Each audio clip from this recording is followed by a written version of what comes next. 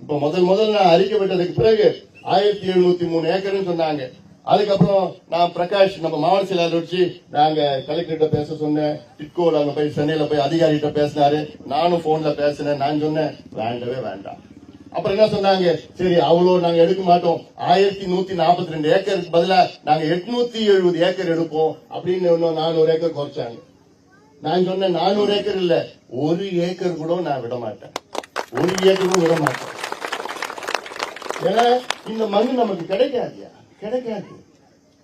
தமிழ்நாட்டுல இந்த திமுக என்னைக்கு ஆட்சிக்கு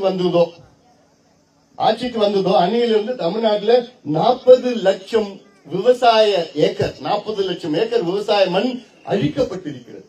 40 லட்சம் ஏக்கர் விவசாய மண் அழிக்கப்பட்டிருக்கிறது. அப்போ நம்ம சந்ததியினர்கள் நம்ம அதை பத்தி நம்ம நினைக்கிறோமா? அவங்க என்னையா சாப்பிடுவாங்க? நம்ம கொள்ளு பேர பசங்க பேத்திங்க எல்லாம் வருங்கால சந்தை என்ன சாப்பிடுவாங்க?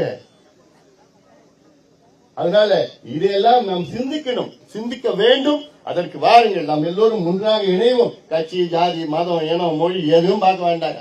இது மண்ணு. இந்த மண்ணு எல்லாருக்கும் சோறு போடுற மண்ணு. இந்த மண்ணு ஜாதி மதம் பார்க்காது, எல்லாருக்கும் சோறு போடுற மண்ணு. இந்த மண்ணை காப்பாற்றுவது இது நம்முடைய கடமை. கட்சி, ஜாதி, மதம், இனம், மொழி எதுவும் பார்க்க வேண்டாங்க. இது மண்ணு. இந்த மண்ணு எல்லாருக்கும் சோறு போடுற மண்ணு. இந்த மண்ணு ஜாதி மதம் பார்க்காது, எல்லாருக்கும் சோறு போடுற மண்ணு. இந்த மண்ணை காப்பாற்றுவது இது நம்முடைய கடமை, என்னுடைய கடமையா நான் பார்த்து அதுக்காக தான் இன்னைக்கு வரைய தந்திருக்கின்றேன். என்னாலும் நான் தயாரா இருக்கிறேன். எத்தனை வஜ்ரா வந்தாலும் சரி, எத்தனை வஜ்ரா வேன் வந்தாலும், எத்தனை காவல்துறை, எத்தனை ராணுவம் வந்தாலும் சரி, இந்த மண்ணை காப்பாற்றுவதற்கு நாங்கள் இருக்கின்றோம். என் தம்பிகள் எல்லாம் தைரியமாக காத்துக் கொண்டிருக்கின்றார்கள். ஆனால் நீங்க எல்லாம் ஒற்றுமையாக இருங்கள். நிச்சயமாக இந்த மண் காப்பாற்றப்படும். அதை நாங்கள் நிச்சயமாக விடமாட்டோம் என்று இந்த நேரத்தில் உங்களுக்கு நாங்கள் உறுதி அளிக்கின்றோம்.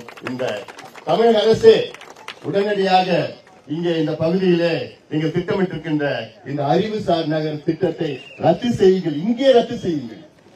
இந்த திட்டத்தை வேறு எங்கேயாவது எடுத்து போங்கள். வேற பகுதி தரிசு நிலம், உங்கள் அரசு நிலம் இருக்கிறது, அந்த அரசு நிலத்தை நீங்க கொண்டு வாருங்க.